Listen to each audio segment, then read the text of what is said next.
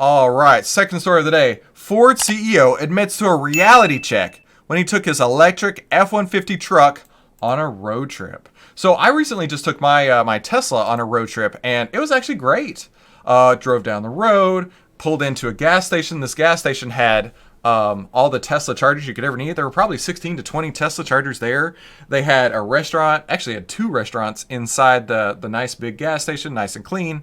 And honestly, the experience was wonderful. That is not at all what happened for the Ford CEO when he went on his road trip. Now, if you're just tuning in, my name is Christopher Yule, and I love talking about stocks and finding those outlier trades with outsized returns. And if you're interested in that too, be sure to definitely hit the subscribe button down below. And today's episode is sponsored by Outlier.com. Go to OVTLYR.com to find out why outliers win. Yeah, Jim Farley, he went on this road trip, and he basically said, man, this sucks.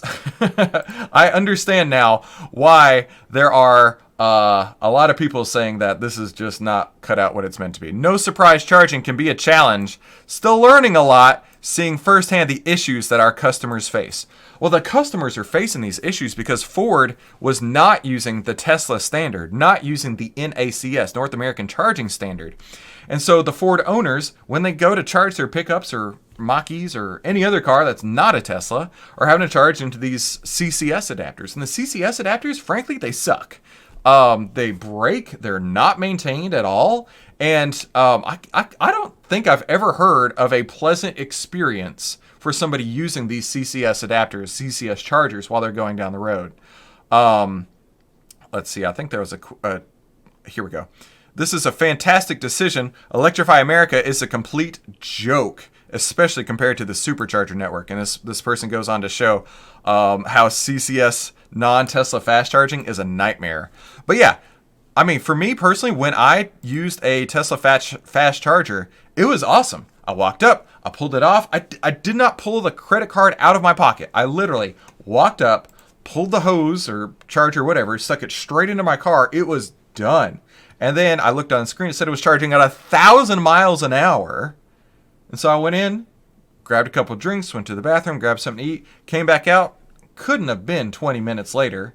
And honestly, 20 minutes sounds like a lot, but if you're going in just doing your random stuff, 20 minutes goes by just like that when you're in a gas station too. I mean, even if you pull up and you've got an empty tank and you're filling up from 0 to 100, you might take 8 minutes. 8 minutes on a supercharger at 1,000 miles an hour, that's going to get you a lot of juice that you probably didn't expect to be that much. And so Ford CEO is saying that it was a really good reality check of what our customers are going through and what we're going to have to do to improve the charging experience. Absolutely.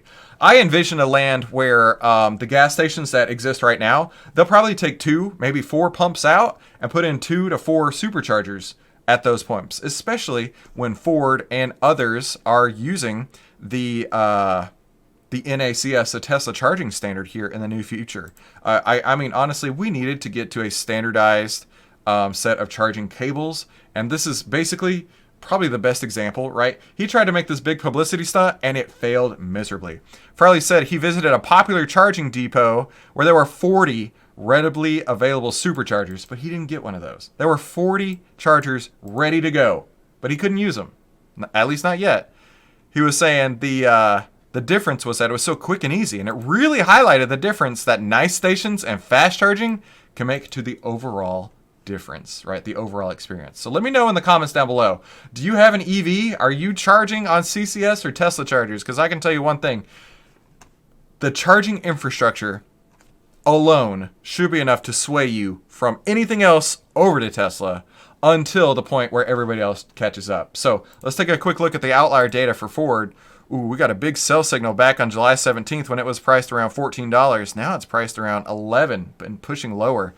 Yeah, I tell you, the Ford stock has been totally wrecked recently, and I think a lot of it has to do with the fact that they are we covered on this a few weeks ago that they're losing money on every single vehicle that they sell. Every single electric vehicle they sell, they're losing like $10,000. It's something crazy. It was $4 billion or $2 billion last year in losses, $4 billion this year in losses on their electric vehicle division, and every single vehicle that they sell is losing tons of money.